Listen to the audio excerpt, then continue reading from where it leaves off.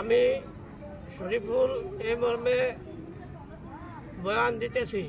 আমার হাতে একটা দলিলের ফটোকপি আছে। এই দলিলটার মালিক ইব্রাতুল্লাহ।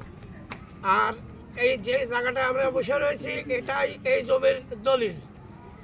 এই জমির দলিল ইব্রাতুল্লাহর এবং এই ইব্রাতুল্লাহর আলাপালা আমরা, এটা আমাদের পৈতৃক সম্পত্তি।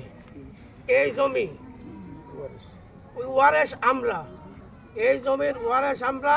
এই জমির ওয়ারেস ইচ্ছামূলে আমার দাদি খতিরুন্নিসার ছেলে আমার বাপ আইজউদ্দিন। আমরা আইজউদ্দিনের ছেলে পেলে আমরা খুব অসাধারণ নিরীহ এবং আমরা খুব গরিব প্রতি।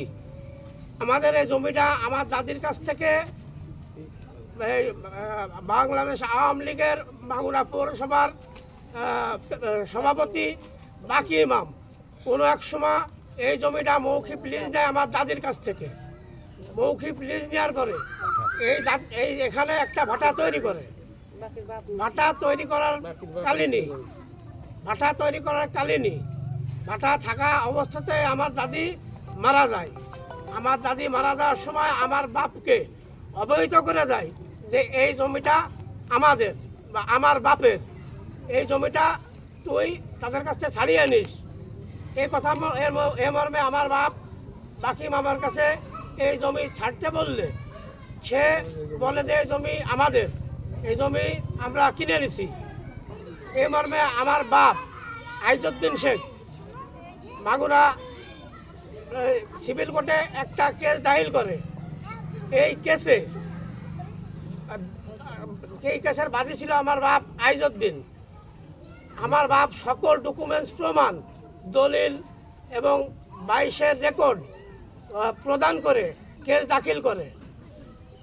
পর্যায়ক্রমে ওই সময় বাংলাদেশ আওয়ামী লীগ সরকার পাওয়ারে থাকায় আমার বাপ অতি নিরীহ লোক ছিল, তাই আমার বাপকে কখনো ওই কোর্টে, এমনকি কোর্টে জাতি দিনে অনেক সময় হুমকি হামকা ধামকি দিয়ে তাকে কোর্টে যাওয়া পর্যন্ত বন্ধ করে রাখে। কিন্তু আমাদের সাক্ষীদেরকেও ওই কোর্টে হাজির করতে দেয় না। এই মর্মে তিনি পাওয়ার খাটায় এই কেসটা স্থগিত আদেশ তৈরি করে রাষ্ট্রীয় পাওয়ার বলে। তারপরের থেকে আমরা কোনোরকম নিরীহ কায়দায় এই কেসটা কোনোরকম টেনে টুনে নিয়ে গোপনীয় কায়দায় এই কেসটা আমরা হাইকোর্টে নিতে সক্ষম হই। এই কেসটা হাইকোর্টে চলমান থাকায় পরে বাকি ইমাম এই জায়গা তার এই জমিতে একটা বিল্ডিং তৈরি করার চেষ্টা করে। আমরা দুর্বল, সেই স্থানীয়ভাবে বাধি দিতে পারি না। পর্যায়ক্রমে আমরা আইনের আশ্রয় নিই। আইন একটা 44 ধারা জারি হয়, সেই 44 ক্রমে সেই কর্মটা বন্ধ থাকে। এই 44-এ তার বাকি ইমামের অবহিত করে তোমার এই জমির কাগজপাতি কি আছে তুমি প্রদান করো। এই 44-এও সে কোনো কাগজপাতি প্রেজেন্ট করতে পারে নাই এবং কোনো কাগজপত্র এই পর্যন্ত এই ইব্রাতুল্লাহর কাছে নিয়া বা ইনার আলাপালার কাছে নিয়া কোনো ডকুমেন্টস এ পর্যন্ত এই বাকি ইমাম সিভিল কোর্টে বা 44-এ কোথাও দেখাতে পারি নাই। সে রাষ্ট্রীয় পাওয়ার বলে আমাদের জমিটা দখল করে, জবরদখল করে এযাবৎ খেয়ে আসছে। পর্যায়ক্রমে আমরা এই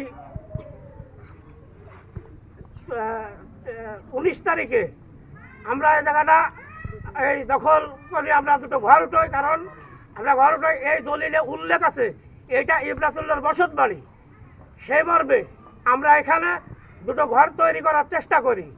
এতে স্থানীয় সে প্রভাব খাটায় অনেক টাকা পয়সার মাধ্যমে আমাদেরকে বিভিন্ন হুমকি ধামকি এবং প্রশাসনিক হয়রানি বিভিন্নভাবে করে যাচ্ছে। তাই আমি বাংলাদেশের জনগণের কাছে উদাত্ত আহ্বান জানাচ্ছি, এই দুঃসময় আমাদের পাশে থেকে আমাদের সহযোগিতা করার জন্য আমি দেশবাসীর প্রতি আহ্বান জানাচ্ছি। আমরা অতি গরিব এবং আমরা অতি নিম্ন পদের লোক, আমরা কোনো ভূমিদস্যু না। আমরা আমাদের জমিতে ওয়ারের সূত্রে পাওয়া জমিতে ঘর করতে আসছি। কিছুদিন আগে দেখলাম, 3-4 দিন আগে দেখলাম যে পেপারে একটা খবর, মিথ্যা খবর বেরোয়ছে যে আমরা ভূমিদস্যু, বিএনপি আওয়ামী লীগের জমি দখল করে নিচ্ছে। এটা সম্পূর্ণ মিথ্যা কথা। আমরা এখানে এসেছি কোনো দলীয় ছাপটে না। মাগুরার কোনো বিএনপির কোনো নেতা, কোনো কর্মী আমাদের কিঞ্চিত পরিমাণ উপকার এবং সহযোগিতা করি নাই। আমরা যেটা করেছি, আমরা যেটা ভালো ভেবেছি, আমরা আমাদের মতেই করেছি, আমাদের দলিল কাগজ মোতাবেক করেছি। তাই এই যে একটা মিথ্যা অপপ্রচার আমাদের বিরুদ্ধে দেওয়া হয়েছে যে আমরা ভূমিদস্যু, আমি বাংলাদেশের জনগণের কাছে উদাত্তভাবে বলতে চাই, আমরা কোনো জনগণ না, আমরা কোনো ভূমিদস্যু না, আমরা অতি নিরীহ লোক। এ যাবৎ বাকি ইমাম আমাদের এই সম্পত্তিটা জবরদখল করে, সে অন্যায়ভাবে জবরদখল করে ভোগ দখল করতেছিল।